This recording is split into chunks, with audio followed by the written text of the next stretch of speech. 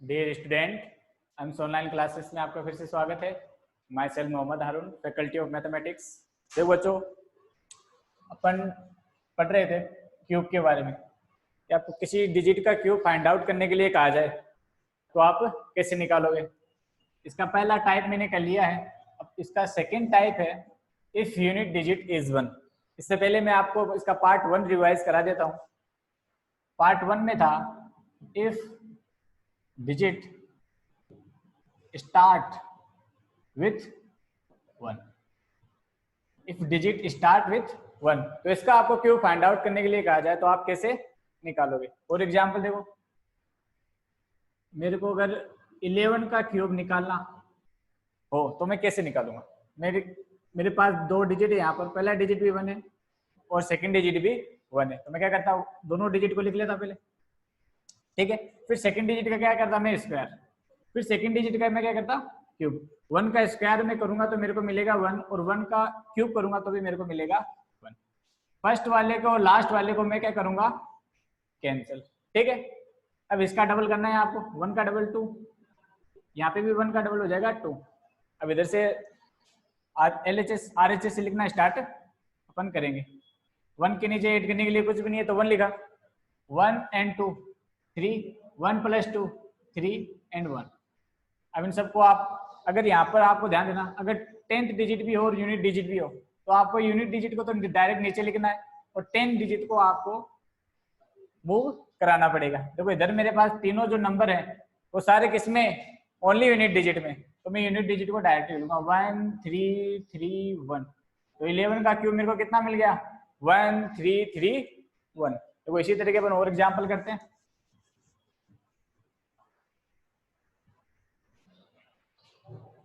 For example अगर आपको 13 का क्यूब फाइंड आउट करना हो तो आप क्या करते हैं, 1 लिखा है यहाँ पर, नेक्स्ट नंबर क्या है 3, वो भी लिखा। अब इस नंबर का आपको क्या करना है, स्क्वायर। पहले 3 का स्क्वायर करूंगा मैं 9, फिर 3 का ही मैं क्या करूंगा क्यूब, कितना हो जाएगा 27। फिर फर्स्ट वाले डिजिट को और लास्ट वाले डिजिट को कैंसिल, ठीक है। 3 का डबल कितना हो जाएगा 6 और 9 का डबल कितना हो जाएगा 18, ठीक है। फिर यहाँ पे 27 लिखा, 9 + 18 कितना हो जाएगा 27, 3 + 6 9 और ये कितना हो जाएगा 1, ठीक है। अब देखो मैं क्या करूंगा, इधर से लिखना स्टार्ट करूंगा, 7 मैंने लिखा यहाँ पर, फिर 2 इधर जाएगा, 27 + 2 29, 29 का मैं 9 लिख लूंगा, बचा मेरे पास 2, 2 को मैं किसके पास भेजूंगा 9 के पास, 9 + 2 11, 11 का 1 मैंने यहाँ पे लिखा, कैरी कर जाएगा 1, 1 + 1 कितना हो जाएगा 2197। तो 13 का क्यूब कितना हो जाएगा 2197, ठीक है। अब अपना सेकंड टाइप है if unit digit is 1। If unit digit is 1, इसमें पहला मेरे पास क्वेश्चन है 21। देखो ये जस्ट पहले वाले का क्या है, उल्टा है, रिवर्स है। पहले मैं डिजिट ले रहा था, यहाँ से 1 आ रहा था। अब नेक्स्ट मेरे पास है कि लास्ट में अगर आपके पास 1 हो तो अब आप कहाँ से चलोगे, इधर से। पहले 1 लिखा, ठीक है, फिर 2 लिखा। अब 2 का क्या करूंगा मैं, स्क्वायर। 2 का स्क्वायर किया तो मेरे को मिलेगा 4। फिर 2 का क्या मैं करूंगा क्यूब, 2 का क्यूब कितना हो जाएगा 8। फर्स्ट वाले को लास्ट वाले को कैंसिल, ठीक है। 4 का 2 का डबल कितना हो जाएगा 4 और 4 का डबल कितना 8, ठीक है। अब 1 के पास नीचे ऐड करने के लिए मेरे पास कुछ भी नहीं है तो 1 को मैंने डायरेक्ट लिखा, 2 + 4 6, 4 + 8 12, बीच में स्लेश लगाना आपको, और 8 के नीचे ऐड करने के लिए कुछ भी नहीं तो 8, ठीक है। अब 1 लिखा, यहाँ पे आप यूनिट डिजिट लिखते हो हमेशा, 1 लिखा, 6 यूनिट डिजिट डायरेक्ट लिख लिया। अब यहाँ पे यूनिट डिजिट भी है और 10th डिजिट भी है, तो यूनिट डिजिट को तो आप नीचे लिख लीजिए और 10th डिजिट को इधर मूव कराएंगे। मूव कराने का मतलब है प्लस करना, 8 + 1 कितना हो जाएगा 9। तो आपको 21 का क्यूब फाइंड आउट करने के लिए कहा जाए तो आप ऐसे निकाल लोगे। 21 का क्यूब कितना होगा 9 2 6 1, ठीक है। नेक्स्ट एग्जांपल है मेरे पास 31 का क्यूब। अब 31 का क्यूब फाइंड आउट करना है, 31 का क्यूब फाइंड आउट करना है तो मेरे पास दो डिजिट है, फर्स्ट डिजिट यहाँ पे लिखा, फिर सेकंड डिजिट यहाँ पे लिखा। अब इसका स्क्वायर करेंगे पहले, फिर इसका क्यूब। 3 का स्क्वायर कितना हो जाएगा 9 और 3 का ही क्यूब कितना हो जाएगा 27। फर्स्ट वाला और लास्ट वाला कैंसिल आउट, ठीक है। 1 के नीचे ऐड करने के लिए कुछ भी नहीं है तो 1 3 का मैं क्या करूंगा पहले डबल, 3 का डबल 6, 9 का डबल 18, 3 + 6 9, 9 + 18 27, इस लिस्ट लगा के ये भी 27। अब 1 लिखा मैंने, फिर 9, तो 27 का मैं ओनली यूनिट डिजिट लिखूंगा। 27 का यूनिट डिजिट कौन होता है? 7, ठीक है 7 लिख लिया। अब इस 2 को मैं इधर मूव कराऊंगा, 27 + 2 29, 29791 किसका क्यूब है? 31 का, ठीक है। और एग्जाम्पल अपन करते हैं। फॉर एग्जाम्पल आपको कहा जाए कि 41 का क्यूब निकाल के बताइए आप, तो कैसे निकालोगे? 1 लिखा, 4 लिखा, 4 का स्क्वायर कितना होगा? 16, और 4 का क्यूब कितना होगा? 64। फर्स्ट वाला और लास्ट वाला कैंसिल हो जाएगा, ठीक है। 4 का आपको डबल करके लिखना है, 4 का डबल कितना हो जाएगा? मतलब 2 से मल्टीप्लाई करा दिया आप। 4 का डबल लिखना है आपको, तो 4 को आप 2 से मल्टीप्लाई करा दीजिए, तो कितना हो जाएगा? 8। 16 का आपको डबल लिखना है, तो 16 को 2 से मल्टीप्लाई कराएंगे तो कितना मिलेगा मेरे को? 32, ठीक है। अब 1 के पास नीचे ऐड करने के लिए कुछ भी नहीं है, तो 1 लिखा। 4 + 8 कितना हो जाएगा? 12, तो 12 लिखा। प्लस 16 + 32, 6 + 2 8, 1 + 3 4, ठीक है। ये मेरे पास यहाँ पे आ गया 64, ठीक है। अब यूनिट डिजिट लिखूंगा मैं यहाँ पर। यूनिट डिजिट कितना है मेरे पास? 1। यहाँ पे मैंने लिखा 12 का 2, इस 1 को मैं इधर मूव कराऊंगा। 48 + 1 कितना हो गया? 49। 49 का मैंने 9 यहाँ पे लिखा, तो कितना बच रहा है मेरे पास? 4। इस 4 को मैं इधर मूव कराऊंगा। 64 + के 4 कितना हो जाएगा? 68। तो 41 का क्यूब मेरे को मिल गया 68921, ठीक है। अब एक एग्जांपल और करते हैं। जैसे आपको 51 का क्यूब फाइंड आउट करना है। 51 का क्यूब आपको फाइंड आउट करना है। 51 का क्यूब कैसे फाइंड आउट कर? देखो, फर्स्ट डिजिट लिखा, सेकंड डिजिट लिखा, फिर सेकंड डिजिट का ही आपको क्या लिखना है? स्क्वायर। 5 का स्क्वायर कितना? 25, फिर 5 का क्यूब कितना? 125। फर्स्ट और लास्ट आपको कैंसिल करना है हमेशा, ठीक है। इसका डबल 5 का डबल कितना हो जाएगा? 10, 25 का डबल कितना हो जाएगा? 50। अब देखो आप यहाँ पे 1 के नीचे ऐड करने के लिए कुछ भी नहीं मेरे पास, तो 1 लिखा। 5 + 10, 5 + 10 15, ठीक है। 25 + 50 कितना? 75, ये हो जाएगा 125, ठीक है। अब देखो आप 1 लिखा यहाँ से, क्योंकि इसके पास ओनली यूनिट डिजिट है। अब यहाँ पे देखो यूनिट डिजिट भी है और 10th डिजिट भी है, तो मैंने 5 लिखा यहाँ पर, ठीक है। यहाँ बच रहा है मेरे पास 1। 75 + 1 कितना हो जाएगा? 76। 76 का 6 में लिख लूंगा पहले, और 7 को इधर मूव कराऊंगा, ठीक है। देखो यहाँ पे देखो 75 + 1 किया तो आप मेरे को मिला 76। 76 का यूनिट डिजिट 6 है, उसको मैंने यहाँ पे लिख लिया। 7 बच रहा है, 7 को मैं इधर मूव कराऊंगा। 125 + 7 कितना हो जाएगा? 132। तो मेरे को 51 का क्यूब मिल गया 132,651, ठीक है। अब आपको कुछ होमवर्क में क्वेश्चन दे रहा हूँ इसी पैटर्न पर। कल अपन नेक्स्ट वाला टाइप स्टार्ट करेंगे। अगर आपको कमेंट सेक्शन में 61 का क्यूब लिखना है, 81 का आपको क्यूब लिखना है, और 91 का क्यूब आपको कमेंट सेक्शन में इनके आंसर करने हैं, या आप अपने व्हाट्सएप ग्रुप में भी इसका आंसर लिखोगे, ठीक है। तो देखो इसी तरह के वीडियो पाने के लिए आप चैनल को सब्सक्राइब करें और वीडियो को लाइक करें। Good morning students, welcome to our online education classes. जैसा कि हमारा टॉपिक चल रहा था डिग्री का, उसी को ही मैं आगे बढ़ा रहा हूँ। कल मैंने आपको डिग्री का थोड़ा इंट्रोडक्शन दिया था कि डिग्री क्या है, उसी को थोड़ा रिपीट कर रहा हूँ मैं। तो डिग्री एज ए एडजेक्टिव का एक पार्ट है, और ये एडजेक्टिव जो है, डिग्री जो है एडजेक्टिव का एक पार्ट है, और एडजेक्टिव पार्ट्स ऑफ स्पीच के एक परिवार का एक मेंबर है।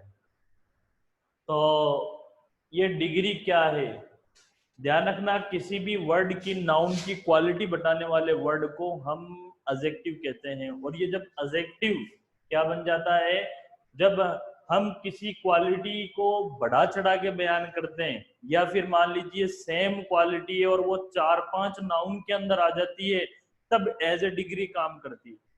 जैसे सपोज कीजिए मैंने ये कहा बिग, अगर किसी एक के नाउन के बारे में बात कर रही है, नाउन ए के बारे में बात कर रहे हैं, तो ए इज बिग चल जाएगा। लेकिन अगर नाउन आपके पास ए भी है और नाउन आपके पास बी भी है, तो नाउन ए और नाउन बी, अब इन दोनों के बीच में अपने को अगर बताना है कि कौन ज्यादा बिग है, तो आपको डिग्री की जो दो रूप है उनकी जरूरत पड़ती है। तो उसी के बारे में मैंने आपको बता रहा हूं। देखो, पहला जो डिग्री होता है वो होता है पॉजिटिव डिग्री।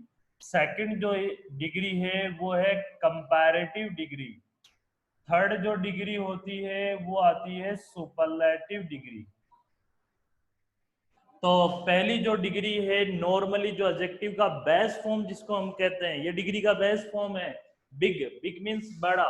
तो अब इसका अगर अपने को थोड़ा और बढ़ाना है, थोड़ा और इसको और ज्यादा बिग करना है, तो अपन क्या करेंगे, ये कंपैरेटिव डिग्री काम करेगी। और इसका मैंने क्या कर दिया, बिगर। ऐसे ही मैंने मान लीजिए थोड़ा और इसको बढ़ा दिया, तो ये क्या हो गया, बिगेस्ट। तो कुल मिला के बाद क्या हो गई, बिग से बड़ा बिगर और बिगर से बड़ा बिगेस्ट। तो ये जो तुलनाएं चल रही हैं, ये जो कंपैरिजन चल रहा है, यही डिग्री कहलाता है। यानी बिग तो वो तो नॉर्मल बिग हो गया, वो उसकी एडजेक्टिव उस नाउन की क्वालिटी हो गई। जैसे मैंने कहा ए इज बिगर देन बी, ए बड़ा है बी से, अब दोनों में कंपैरिजन होकर के ए सुपीरियर बन गया। अब मैंने कहा सभी में ही अपने आप में उसको सुपरलेटिव बना दिया, तो वो हो जाएगा सुपरलेटिव डिग्री, वो बन जाएगा बिगेस्ट। तो जो सुपरलेटिव डिग्री होती है वो अपने आप में स्पेसिफिक होती है, यूनिक होती है। और ये कंपैरिजन जो आता है वो दो से मोर टू, ध्यान रखना सुपरलेटिव डिग्री का जो यूज है वो किसके बीच में कंपैरिजन में आता है, मोर टू, दो से ज्यादा जब कंपैरिजन की जाती है तो सुपरलेटिव डिग्री का यूज किया जाता है। ऐसे ही इसका दूसरा फॉर्म मैंने बताया, दूसरा एग्जांपल दे रहा हूं, ब्राइटर। दूसरा मैंने ये दे दिया ब्राइटेस्ट। ऐसे ये देखो क्लीनर, ये क्लीन है, और इसका अगर मेरे को कंपैरेटिव डिग्री बनाना है तो ये क्लीनेस्ट, ये क्लीनर कंपैरेटिव हो गया। ऐसे ही ये क्लीनेस्ट, ये सुपरलेटिव डिग्री हो गया। अब आगे मैंने इसको लिया क्लेवरर, और ये हो गया आपका क्लेवरेस्ट, ये सुपरलेटिव हो गया। फास्ट, फास्टर, एंड ये इसका सुपरलेटिव रूप हो गया फास्टेस्ट। शॉर्ट, और ये शॉर्ट का शॉर्टर, और इसका सुपरलेटिव बनाया तो ये क्या बन गया, शॉर्टेस्ट। ऐसे ही ओल्ड, ओल्डर, और इसका सुपरलेटिव क्या बना, ओल्डेस्ट। स्मॉल, स्मॉल का कंपैरेटिव क्या बना, स्मॉलर, और ये क्या हो गया, स्मॉलेस्ट। तो स्टूडेंट्स इसमें एक बात आप कॉमन देखिए, देखिए कंपैरेटिव जो डिग्री है इन सब के लास्ट में ये E R E R E R E R, last में ई आर आ रहा है। ऐसे ही सुपरलेटिव डिग्री की बात करें तो लास्ट में ईएसटी,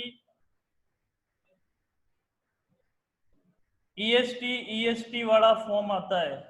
तो इसकी बेसिक पहचान जो है वो ये है, कंपैरेटिव जो रूप होगा वो जो ईआर फॉर्म होगी वो कंपैरेटिव डिग्री में काम आती है, और सुपरलेटिव डिग्री के अंदर जो है ईएसटी फॉर्म काम आती है। नॉर्मल 70% वर्ड डिग्री के ऐसे हैं जिनमें ईआर फॉर्म कंपैरेटिव को सपोर्ट करती है लास्ट में, और अगर ईएसटी आता है तो वो सुपरलेटिव डिग्री की आइडेंटिफिकेशन है। बट सारे वर्ड ऐसे नहीं होते हैं स्टूडेंट, ये ध्यान रखना कि आप केवल सभी में ई आर लगाएं तो वो कंपैरेटिव हो जाएगा, सभी में ही लास्ट में ईएसटी लगा दिया तो वो सुपरलेटिव हो जाएगा, ऐसा सभी में नहीं होता है। जैसे मैंने यहाँ कुछ आपके सामने एग्जांपल दिए हैं, ये देखना कि ये ब्यूटीफुल मैंने लिखा है, तो ब्यूटीफुल का अब मेरे को कंपैरेटिव बनाना है, तो ब्यूटीफुल का ब्यूटीफुलर नहीं हो जाएगा, तो उसके लिए अपने को एक टर्म काम करती है, वो है मोर। मोर के ब्यूटीफुल में कोई चेंज नहीं करना है, ब्यूटीफुल के पहले क्या कर दिया अपन ने, मोर लगा दिया, तो ब्यूटीफुल, ये हो गया आपका कंपैरेटिव डिग्री। अब ऐसे ही इसको सुपरलेटिव डिग्री बनाना है, तो ये मोर से पहले मैंने क्या, मोर की जगह क्या लगा दिया, मोस्ट ब्यूटीफुल। तो ब्यूटीफुल, तो पॉजिटिव। अब इसका कंपैरेटिव बनाना है तो ये नहीं कि ब्यूटीफुलर कर देंगे हम, तो वो ब्यूटीफुलर नहीं होगा, बल्कि उसके पहले क्या आ जाएगा, मोर आ जाएगा। और मोस्ट ब्यूटीफुल ये उस सुपरलेटिव डिग्री में काम आएगा। तो स्टूडेंट्स ये ध्यान रखना, एक तो ER फॉर्म है वो कंपैरेटिव में काम करता है, ER नहीं लगकर कभी कुछ डिग्री ऐसी हैं जो इनमें कंपैरेटिव डिग्री के पहले मोर लगता है तो भी वो कंपैरेटिव डिग्री में ही लगता है। ध्यान रखना, जहां मोर लग रहा है वो कंपैरेटिव डिग्री मानी जाएगी, और जहां मोस्ट लग रहा है उसमें सुपरलेटिव डिग्री मानी जाएगी। इस ब्यूटीफुल में कोई चेंज नहीं होगा, इनके पहले मोर लगा दिया कंपैरेटिव। ऐसे ही कंफ्यूज के पहले मोर लगा दिया तो ये क्या हो जाएगा, कंपैरेटिव। कंफ्यूज्ड, अब इसी का ही सुपरलेटिव डिग्री बनाना है तो ये क्या बन जाएगा, मोस्ट। ऐसी फेमस का अगर कंपैरेटिव डिग्री बनाना है, मोर फेमस। और अगर सुपरलेटिव डिग्री बनाना है तो मोस्ट फेमस। डिफिकल्ट का कंपैरेटिव डिग्री बनाना है, मोर और मोर डिफिकल्ट। और अगर मान लीजिए आपको सुपरलेटिव डिग्री बनाना है तो वो क्या हो जाएगा, मोस्ट डिफिकल्ट। तो ये स्टूडेंट्स कुछ एग्जाम्पल थे जो मैंने आपके सामने क्लियर किए हैं। इनमें दो बात स्पेशली आपके सामने है, ER फॉर्म और EST फॉर्म। और ER और EST नहीं आकर के आपके सामने कई कुछ डिग्री है, उनमें किसका यूज किया जाता है, कौन से टर्म का, मोर एंड मोस्ट का। अब इनके इन दो के अलावा भी डिग्री के अंदर कुछ एक्सेप्शन हैं जिनमें तीनों ही डिग्री अलग अलग आती है। ना तो उनमें ER आता है, ना EST आता है, ना मोर का यूज करते हैं, ना मोस्ट का यूज करते हैं। वो कुछ एक्सेप्शन है जिसके बारे में हम कल डिस्कस करेंगे। इसी के साथ आपका ये डिग्री का टॉपिक कल कंप्लीट हो जाएगा। ठीक है, ओके, थैंक यू। अस्सलामुअलैकुम। आंस इंस्टीट्यूट ऑनलाइन क्लासेस में मैं सबा चौहान उर्दू लेक्चरर आपका वेलकम करती हूँ। मैंने आपको बेसिक उर्दू में 2 वर्ड वाले, 4 वर्ड वाले, 5 वर्ड वाले बताए। आ का साउंड, ओ का साउंड, ओ की जो आवाज़ है वो उनके बारे में बताया है, और अलीफ मिलाने पर आ की आवाज़ निकलती है वो बताया है। लेकिन ये करते हुए हमें कंटिन्यू काफ़ी दिन हो गए, तो आज हम क्या है, बड़े बड़े जुमले या सेंटेंसेस बनाना सीखेंगे। जैसे जैसे हमने वर्ड बनाए थे वैसे वैसे ही क्या है, इनसे वर्ड जुड़ते जुड़ते क्या है, लाइनें बन जाती है। यहाँ पर देखो, एक, मैंने आपको बताया था कि जहां कहीं ए आ रहा है या ए की मात्रा आ रही, वहां पर हमेशा जो बड़ी ए है उसका आधा रूप लगेगा, एक। यहाँ पर बे में अलीफ जोड़ते ही बा, जबकि मैंने आपको अलीफ का यूज जो है वो पहले ही बता दिया था। एक बादशाह, गोल वाला है आ जाएगा, एक बादशाह। हाँ, मैंने आपको बताया था कि ते प्लस, यहाँ पर ते प्लस 2 चश्मी है बन रहा है, प्लस अलीफ मिलके था बन जाएगा, तो एक बादशाह था। इसी तरह से अलीफ सीन उसे, यहाँ पर आप अगर पेश लगाते हो तो भी ये गलत नहीं माना जाएगा, ये सही माना जाएगा। और पेश नहीं लगाते हैं तो भी उर्दू में ये उसे ही रहेगा, क्योंकि जो जेर जबर मात्रा है वो उर्दू में उनकी इतनी इंपॉर्टेंस नहीं होती जितनी कि अरबी में उनकी इंपॉर्टेंस रहती है। उसे शिकार, मैंने आपको बताया था, जो का प्लस अलीफ मिलकर क्या बन रहा है, का बन रहा है, और गा प्लस अलीफ गा बन रहा है, और गा प्लस छोटी ये की बन रहा है, और गा प्लस छोटी ये मिलकर गी बन रहा है, गी और की, गा और का, यानी ये वर्ड मिलकर क्या बन रहे हैं, काफ अलीफ मिलकर का बन जाएगा, गाफ अलीफ मिलकर गा बन जाएगा। इसी तरह से काफ और छोटी ये की और गाफ और छोटी ये गी बन जाएगा। उसे शिकार खेलने, वही काफ और 2 चश्मी और ये और ने, उसे शिकार खेलने, काफ अलीफ का। बहुत, यहाँ ओ की मात्रा आ रही तो वाव आ जाएगा, शौक और था आ जाएगा। एक बादशाह था जिसे, उसे शिकार खेलने का बहुत शौक था।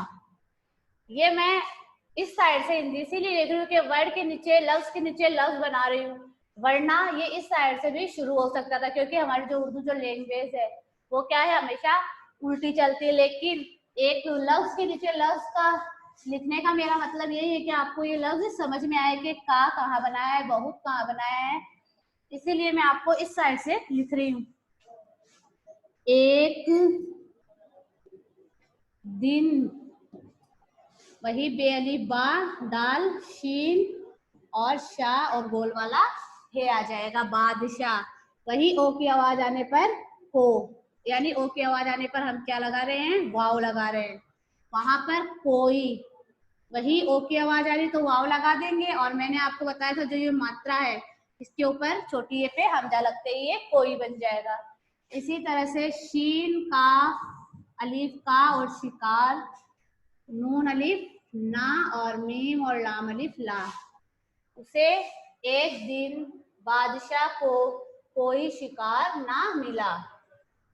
अचानक अलीफ ए हो जाएगा, चे अलीफ चा हो जाएगा, और नून में अगर हम काफ जोड़ रहे हैं तो नक हो जाएगा। तो अचानक गोल वाला है, ई की मात्रा आते ही छोटी, ये जो छोटी है ये बड़ी आ जाएगी पूरी। बादशाह, बादशाह, काफ और छोटी है, मैंने आपको यहाँ बताया है कि काफ और छोटी है प्लस करने पर की हो जाएगा, तो मैंने यहाँ की लिख दिया। नून और जोए को ज पढ़ते हैं तो अचानक ही बादशाह की नजर एक शेर, शीन और मात्रा आ रही है एक ही, तो क्या आ जाएगा, बड़ी ए का आधा रूप आ जाएगा, शेर पेर एक पर, शेर पर पड़ी। बादशाह, बे अली बादशाह, बादशाह उस शेर के पीछे अपना घोड़ा दौड़ाता दौड़ाता हुआ एक बाग में पहुंचा। एक बाग में जा, बे अलीफ बा दाल और शीन अलीफ शाह और बादशाह उस शेर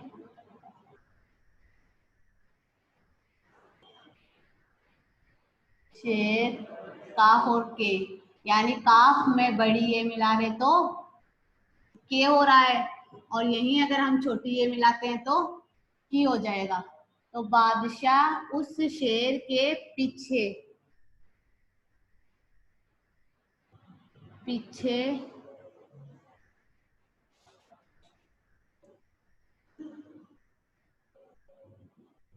पीछे अपना, अलीफ पे नून अलीफ ना, अपना घोड़ा, घाफ दो चश्मी और वाव घोड़ा और अड़े अलीफ ड़ा, दौड़ाता, दौड़ाता। यहाँ पर ना दाल अपने से बाद में जुड़ता है, ना अड़े जुड़ता है और नहीं अलीफ जुड़ता है, तो ये सारे अलग अलग आ जाएंगे और ते में अलीफ जुड़ जाएगा। दौड़ाता हुआ, वही एक और बे अलीफ बा और बाग में जा पहुंचा। यानी पहले मैंने आपको लफ्ज बनाने बता रही थी, मैं आपको 2-3 वर्ड, आज उनसे ही बनाने वाली मैंने आपको लाइनें या जुमले या सेंटेंसेस बताए हैं। आप इन, क्योंकि देखो आप एक वर्ड से ही क्या है, दूसरा वर्ड, दूसरे वर्ड से तीसरा वर्ड जुड़ते जुड़ते क्या है, हमारी एक लाइन मुकम्मल हो रही है, यानी पूरी हो रही है। आपको मैंने कल भी होमवर्क दिया था जिसमें था, थी, का, की, को यानी साउंड वाले वर्ड दिए थे, वो भी आपने किए होंगे। और आज क्या है, आप 5 लाइनें ये बनाए और 5 लाइनें अपनी बुक में से पढ़ने की कोशिश करें, उसकी हिंदी लिखे, इंशाल्लाह आपको थोड़ा बहुत लिखना जरूर आएगा। ओके, अल्लाह हाफिज, शुक्रिया। मैं रियाज मोहम्मद आर्म्स इंस्टीट्यूट की हिंदी की ऑनलाइन क्लासेस में आपका स्वागत करता हूं। जैसा कि अपन क्रिया के बारे में पढ़ रहे हैं कि क्रिया किसे कहते हैं, कल अपन ने पढ़ा, और क्रिया के भेद। तो किसी कार्य का करना या होना जिसमें पाया जाए उसे हम क्रिया कहते हैं। जैसे मैं पुस्तक पढ़ता हूँ, तो इसमें मेरे द्वारा जो क्रिया की गई है वो क्या की गई है, पुस्तक को पढ़ने। क्रिया क्या है इसमें, पढ़ना।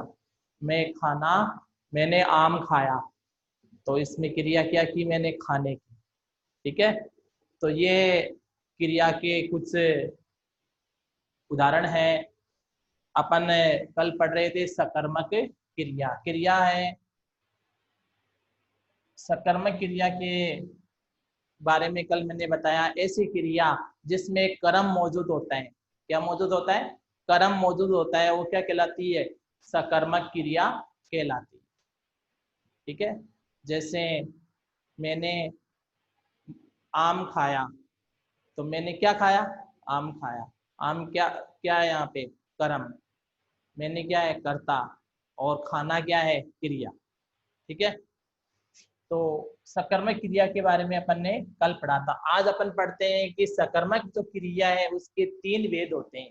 पहला है पूर्ण अकर्मक एक कर्मक क्रिया, दूसरी है द्विकर्मक क्रिया, तीसरी है इसमें अपूर्ण सकर्मक क्रिया। आज अपन सकर्मक क्रिया का जो पहला भेद है पूर्ण एक कर्मक क्रिया, उसके बारे में पढ़ेंगे। जिन क्रियाओं के वाक्यों में एक ही क्या होता है, कर्म होता है, उन्हें पूर्ण एक कर्मक क्रियाएं कहते हैं। जैसे उदाहरण देखें यहाँ पे, मोहन ने पुस्तक पढ़ी। तो यहाँ पे मोहन क्या है, कर्ता है, पुस्तक क्या है, कर्म है, और पढ़ना क्या है, यहाँ पे क्रिया है।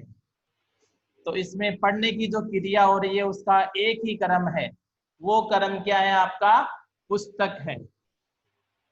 ठीक है, तो इसमें मोहन ने पुस्तक पढ़ी, इसमें मोहन करता है, पुस्तक कर्म है, और पढ़ना क्या है, क्रिया है। तो इसमें एक ही कर्म है, कौन सा है, पुस्तक। दूसरी जो क्रिया है पूर्ण द्विकर्मक क्रियाएं। जिन क्रियाओं के वाक्य में कितने कर्म होते हैं, 2 कर्म होते हैं, उन्हें द्विकर्मक क्रियाएं कहते हैं। जैसे इसका उदाहरण देखें, शीला ने मुन्नी को पुस्तक दी। शीला क्या है, यहाँ पे कर्ता है, मुन्नी कर्म है, और पुस्तक भी क्या है, कर्म है। तो यहाँ पे कितने कर्म आ रहे हैं, 2 कर्म आ रहे हैं, मुन्नी को और पुस्तक, 2 कर्म है। तो क्रिया क्या है, देने की है। जो दी क्रिया है उसमें 2 कर्म है, मुन्नी को और पुस्तक। तो ये क्या हो जाएगी, द्विकर्मक क्रियाएं हो जाएंगी। ठीक है, एक बार फिर से देखें आप, सकर्मक क्रिया के भेद। पूर्ण एक कर्मक क्रियाएं, ऐसी क्रियाएं जिन क्रियाओं के वाक्य में क्या होता है, एक ही कर्म होता है, उन्हें अपन पूर्ण एक कर्मक क्रियाएं कहते हैं। मोहन ने पुस्तक पढ़ी, इसमें एक ही कर्म है, पुस्तक है। ठीक है, पढ़ना है, क्रिया है, मोहन क्या है, करता है। दूसरी आपकी द्विकर्मक पूर्ण द्विकर्मक क्रियाएं, जिन क्रियाओं के वाक्य में 2 कर्म होते हैं उन्हें अपन द्विकर्मक क्रियाएं कहते हैं। जैसे शीला ने मुन्नी को पुस्तक दी, यहाँ पे शीला क्या है, करता है, मुन्नी क्या है, कर्म फर्स्ट, और पुस्तक क्या है, कर्म सेकंड। तो 2 कर्म है यहाँ पे, क्रिया क्या है, देने की, दी क्रिया है, और कर्म 2 है, मुन्नी को और पुस्तक। तो यहाँ पे द्विकर्मक क्रियाएं हो जाएंगी। अगला अपन है जो तीसरा इसका अपूर्ण सकर्मक क्रिया है, ये अपन नेक्स्ट क्लास में पढ़ेंगे। ठीक है, वीडियो को शेयर और लाइक कीजिए। Thank you. Hello, good morning students. I am Kavita Danodia from ARMS Institute and heartily welcome back in online classes. Today our subject is SST and our topic is project यानी परियोजनाएं। Dams are built on rivers many purposes like irrigation, drinking water, generation and hydroelectricity। यानी बांध बनाए जाते हैं, बांध के ऊपर परियोजना बनाई जाती है, उनके विभिन्न उद्देश्यों से वो बनाई जाती है, यानी पानी अवेलेबल करवाने के लिए, और वो पानी बिजली उत्पादन के लिए, सिंचाई कार्यों के लिए, कृषि कार्यों के लिए और अन्य उत्पादन कार्यों के लिए पानी जो है उपलब्ध करवाया जाता है। So first project is Chambal project यानी चंबल परियोजना। It is combined project of Rajasthan. ये राजस्थान की जो है कंबाइंड परियोजना है, ठीक है। 4 dams are built under this project. 4 बांध जो हैं इस चंबल परियोजना के अंदर बनाए गए हैं, ठीक है। जवाहर सागर, राणा प्रताप सागर, हरिके बैराज और जो है आपका चौथा है Kota barrage. This project provide irrigation and hydro electricity to both the states. यानी यह परियोजना जो है कौन सी, चंबल परियोजना, अपना पानी जो प्रदान करती है स्टेट को, अपने राज्य को, वो इरिगेशन के वर्क के लिए यानी सिंचाई कार्यों के लिए और हाइड्रो इलेक्ट्रिसिटी के लिए, दोनों कार्यों के लिए अपना पानी जो है देती है, प्रोवाइड करवाती है, ठीक है। सो इट नेक्स्ट है आपकी माही बजाज सागर परियोजना, Mahi Bajaj Sagar project. Second number की प्रोजेक्ट में आती है Mahi Bajaj Sagar project. This project is situated on Mahi river. यानी माही बजाज सागर जो माही नदी के नाम पे ही बनाया गया है, और ये माही नदी पे ही बनाया गया है जो बांसवाड़ा में स्थित है, ठीक है। माही नदी पे बांसवाड़ा में बनाया गया है और माही बजाज सागर के नाम से यह परियोजना जानी जाती है। It is combined project of Rajasthan. यह भी राजस्थान की कंबाइंड परियोजना है, combined project of Rajasthan. Combined project है ये राजस्थान की ही नहीं है बल्कि गुजरात की भी है ये, यानी राजस्थान और गुजरात दोनों की है। चंबल परियोजना है ये केवल राजस्थान की है, और माही बजाज सागर है ये राजस्थान और गुजरात दोनों की कंबाइंड परियोजना है, ठीक है। नेक्स्ट है इसमें ड्रिंकिंग वाटर, यानी इसका जो पानी स्टेट को प्रोवाइड किया जाता है वो ड्रिंकिंग के लिए यानी पीने योग्य और सिंचाई कार्यों में लोगों की आवश्यकताओं की पूर्ति पूरी हो। कौन सी आवश्यकताएं, सिंचाई कार्यों के लिए उनको पूरा पानी, पर्याप्त पानी मिल सके, ये आवश्यकताएं लोगों की पूरी हो, इसके लिए जो है माही बजाज सागर अपना पानी जो है प्रोवाइड करवाती है। इसका मेन पर्पस यही है। नेक्स्ट है बिसलपुर प्रोजेक्ट, बिसलपुर परियोजना। This project is established mainly drinking water. यह परियोजना जो है मुख्य रूप से क्यों स्थापित की गई है, क्यों बनाई गई है, यानी पीने योग्य पानी प्रदान करती है ये इसको, पीने योग्य पानी प्रदान करती है। और कहाँ पे बनाई गई है बिसलपुर परियोजना, बनास नदी पे, जो कि टोंक डिस्ट्रिक्ट में स्थित है। Banas river in Tonk district, यानी टोंक जिले में जो बनास नदी बनाई गई है, in Bilaspur project are lies in this, यानी इस पे बिलासपुर परियोजना बनाई गई है और इसे अजमेर, जयपुर इन स्टेट्स को पानी प्रोवाइड किया जाता है। बिलासपुर परियोजना के अंतर्गत माही परियोजना के अंतर्गत सोहम, कमला, अंबा 3 परियोजना और भी बनाई गई है जो डूंगरपुर में स्थित है। सोहम, कमला, अंबा नाम से तीनों परियोजनाएं इसकी संयुक्त परियोजना है यानी कंबाइंड परियोजना है, और इसके अंदर कई डैम्स भी बनाए गए हैं। और ये सबसे बड़ी सेकंड नंबर की जो है बड़ी परियोजना है, और इसका मेन पर्पस भी यानी ड्रिंकिंग वाटर और इरिगेशन के लिए लोगों को पानी जो है प्रोवाइड करना है। Okay students, there are 3 project of Rajasthan, यानी 3 परियोजनाएं राजस्थान की, Chambal project, Mahi Bajaj Sagar project, number 3 Bisalpur project. यानी बिसलपुर परियोजना।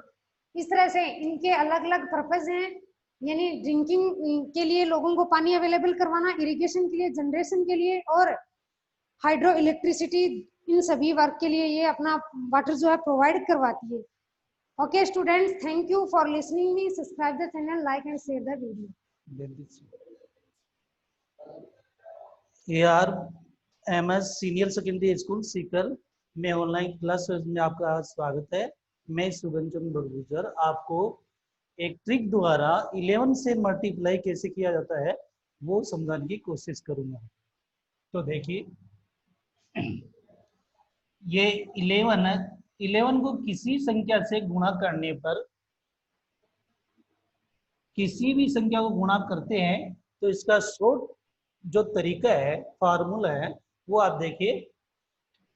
एग्जाम्पल देखो, जैसे एग्जाम्पल मानते हैं, एग्जाम्पल में 34 × 11 ये अपने पास में संख्या है और 11 से क्या कर रहे हैं, मल्टीप्लाई कर रहे हैं।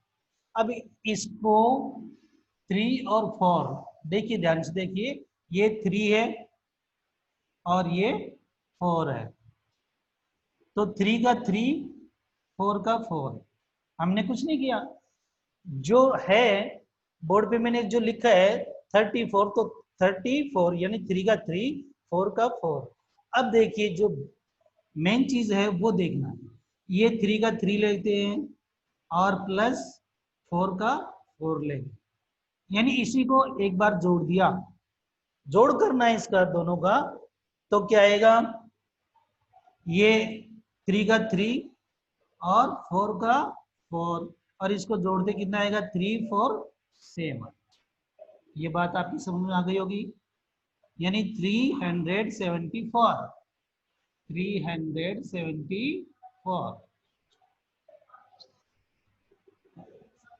क्या हो गया?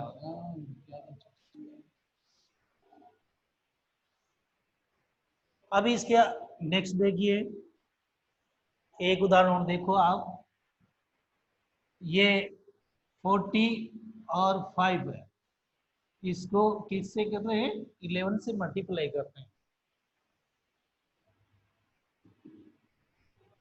तो 45, इसको क्या करेंगे, वैसा ही करना है अपन को, 4 का 4, 5 का 5।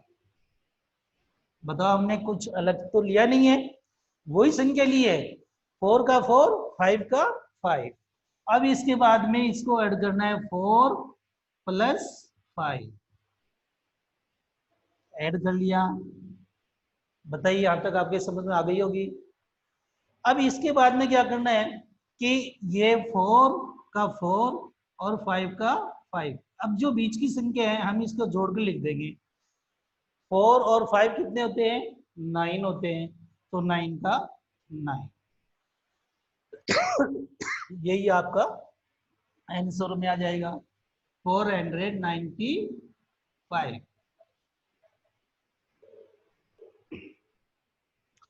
तो समझ में आ गई होगी। और एक एग्जाम्पल और देख सकते हैं आप, चलो एक और बता देता हूं मैं। एग्जाम्पल 3, 56 × 11, किसी से भी हो, ये आपको कैरी वाला बता रहा हूं, इसको समझने की कोशिश कीजिए। और ये 56 है, इसको हमने यूं लिख दिया क्रॉस में, 5 का 5, 6 का 6, 5 का 5, 6 का 6 लिख दिए। वही है अपना 5 + 6, बीच में इसको जोड़ना है, बीच में इसको क्या करना है, ऐड करना है, और इसमें ये 5 का 5 आ जाएगा और 6 का 6 आ जाएगा। 5 और 6 कितने होते हैं, 11। 5 और 6 कितने हो गए, 11, तो यहाँ 11 हो गए। तो कितनी डिजिट बन गई, ये 1 2 3 4 4 डिजिट में आंसर नहीं आते, तो 3 डिजिट बनाएंगे। तो कैसे करेंगे, तो 6 का तो 6 आ जाएगा और 1 का 1 आ जाएगा। ये जो 1 है एक वाला, ये इसमें कैरी में जुड़ जाएगा, तो 5 1 6, तो आंसर क्या हो गया अपना 616।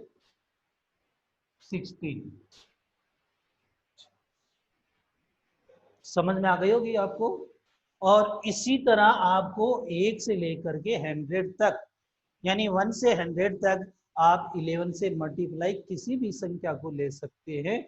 और अगर आपको ये पसंद आ गया तो वीडियो शेयर करें। Thank you very much. Hello everyone, good morning students. ARM's online classes में आपका स्वागत है। आज हम बात करेंगे साइंस से रिलेटेड कुछ टॉपिक्स अपने था। जैव विविधता हॉटस्पॉट। तो जैव विविधता किसे कहते हैं?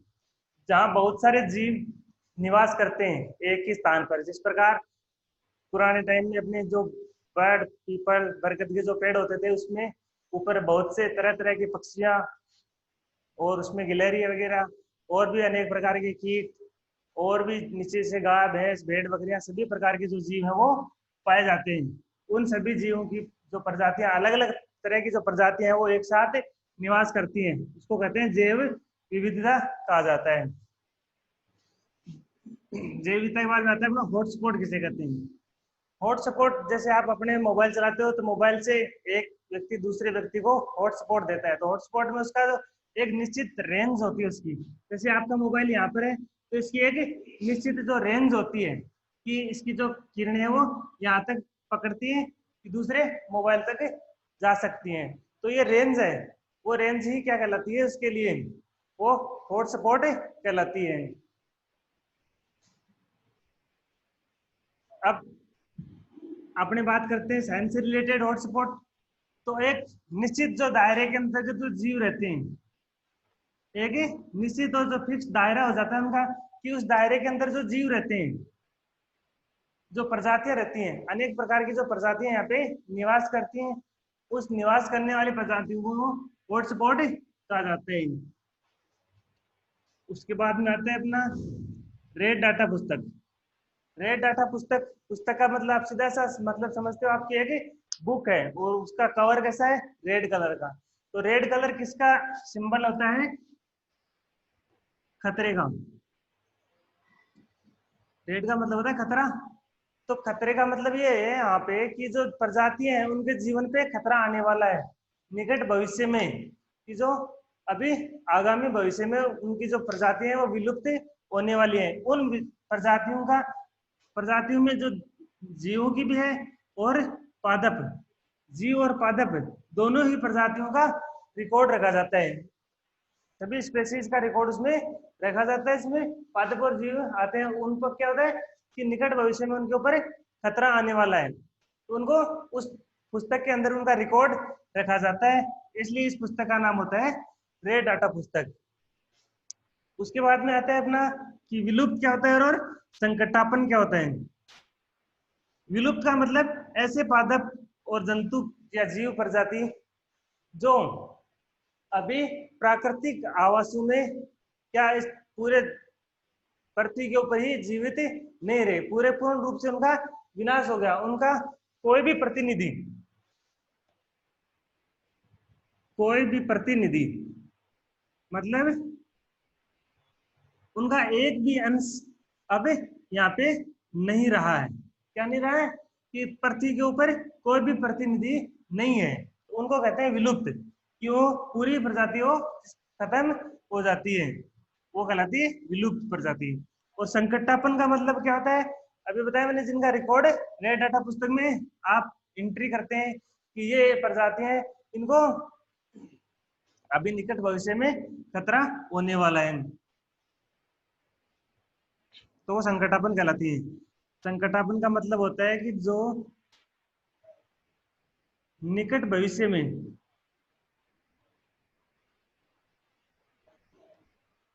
खत्म होने वाली होती है।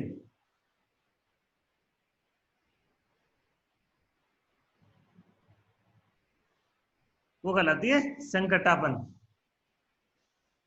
उसके बाद में आता है अपना कि कुछ ऐसी प्रजातियां हैं जो प्राकृतिक आवासों में विलुप्त हैं। क्या होती है? प्राकृतिक आवासों में विलुप्त हैं। विलुप्त का मतलब गायब हो गई। विलुप्त का मतलब क्या होता है यहाँ पे कि वो प्राकृतिक आवास किसे कहते हैं? जंगल, कि वो जंगलों में तो नहीं पाई जाती है,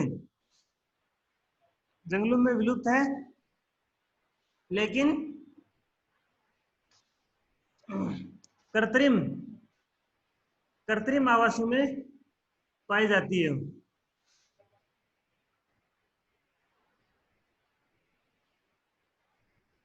कृत्रिम आवास कौन से होते हैं? जू, जो चिड़ियाघर होता है ना अपने, उनमें वो प्रजातियां अभी भी पाई जाती हैं, जो ये कहलाती है कि जो प्राकृतिक आवासों, जो जंगलों में तो नहीं पाई जाती है, लेकिन क्या है, कृत्रिम आवासों में कुछ प्रजातियां पाई जाती हैं। उनको अभी प्राकृतिक आवासों में इसलिए रखा जाता है कि उनकी जो आगे से आगे वृद्धि करती रहे, जनन करके उनको आगे बढ़ाया जा सके, कि वो अभी थोड़े दिन तक और आगे बढ़ सके। उसके बाद में आता है अपने की वन्य जीव अभ्यारण्य कितने हैं? तो वन्य जीव अभ्यारण्य है 510 और राष्ट्रीय उद्यान है 102।